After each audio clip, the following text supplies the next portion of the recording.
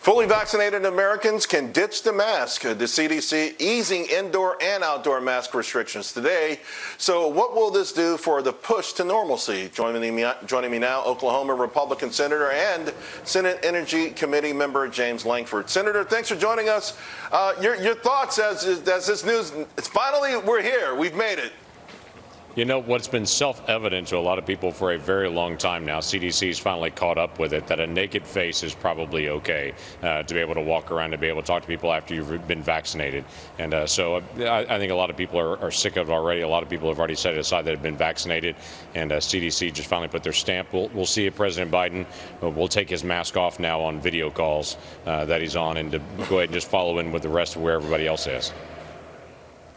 Yeah, a lot of people were upset, though, or at least frustrated, because it felt like this could have come a long time ago. Regular folks were going outside without their mask. Vaccinated people were not wearing their mask in-house when everybody in the house was vaccinated. And this all felt political. What was interesting is moments ago when President Biden spoke, he said, don't pick on people who are still wearing masks. Listen, that's fine, but I wish he would have kind of put that message out there all along, because up until now, if you were skeptical of masks, you were portrayed as a villain. Right. Yeah. Don't pick on people that are not wearing masks as well. And that's been kind of the shame game that's gone on now for months and months of people that didn't wear a mask at any point. People would just jump on them. They would try to out them on social media, take pictures of them, do all that stuff. Listen, let's just respect each other. That's a good way to be able to handle things as Americans. This shouldn't be that hard and complicated as it has become. Yeah, I love that idea. So do you feel that this could kind of speed up now the recovery process? It's been moving along in fits and starts, but I think this is great news for the country overall. I think it'd be very significant. The most significant thing will be dealing with this unemployment. I heard you talking to some guests about that earlier. This additional unemployment benefits that have been stacked on the normal unemployment benefits. I think that's been the single largest drag on our economy that we've got. Every single business out there wants to hire, but folks are making the logical choice to be able to stay home if they can make as much money staying home as they can working. So that's the bigger issue, even bigger than the mask issue. Yeah, I think Friday underscored that when we only got 266,000 jobs with 8.1 million job openings. Senator, we just got a statement from Colonial Pipeline. I want to share part of it with you. Quote, Colonial Pipeline has continued to make substantial progress in safely restarting our pipeline system.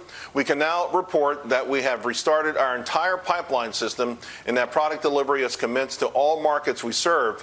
Following this restart, it will take several days for the product delivery supply chain to return to normal. Of course, you think Oklahoma, you think Cushing, and you say to yourself, wow, what if this happened there? What's the message and the urgency factor we should take from this?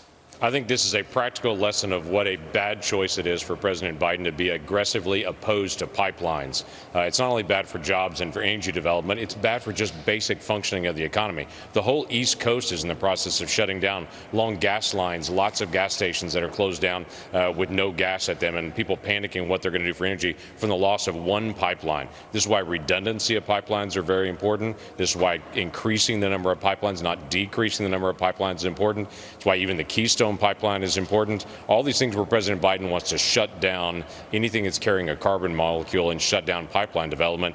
This is a great example of why that's a bad idea and why it's a good idea to safely move fuel and have redundant systems and pipelines all over the country.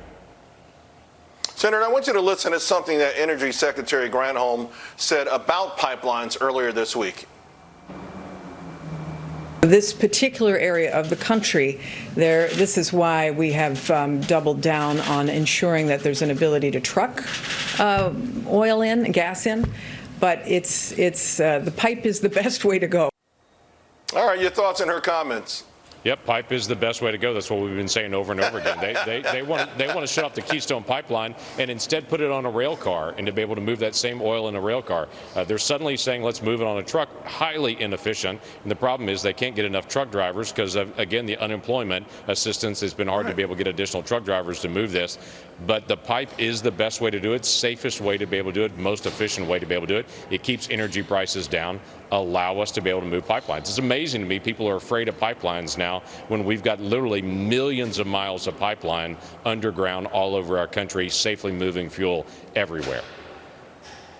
I've got a minute, less than 2 minutes, but I do want to ask you about some legislation. You've joined with Marco Rubio, or not legislation, but at least a plea to the administration to stop negotiations with Iran, this after the Hamas attacks and what's going on in Israel.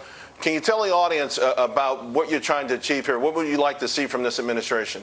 Yeah, I want to push back on the administration to be able to say you're rushing into a new deal with Iran. In the previous administration, the Obama administration said they want to separate out Iran's terrorism from their nuclear program as if they're two different issues. We're pushing back on the Biden team and say don't go back to the negotiating table and pretend Iran can do terrorism in conventional means, but we're going to try to stop them from doing this with nuclear means. Treat Iran as they are. That regime is the largest state sponsor of terrorism in the world. Our issue is not with the Iranian people, but it certainly is with that regime, and we're trying to be able to push it to say there's clear evidence with Hamas now launching 1,200 rockets at Israel. 1,200 rockets just this week at Israel. Those are funded by Iran, and we should take that seriously. Do you think have you heard from the White House on this? Do you think they'll at least give you a listen?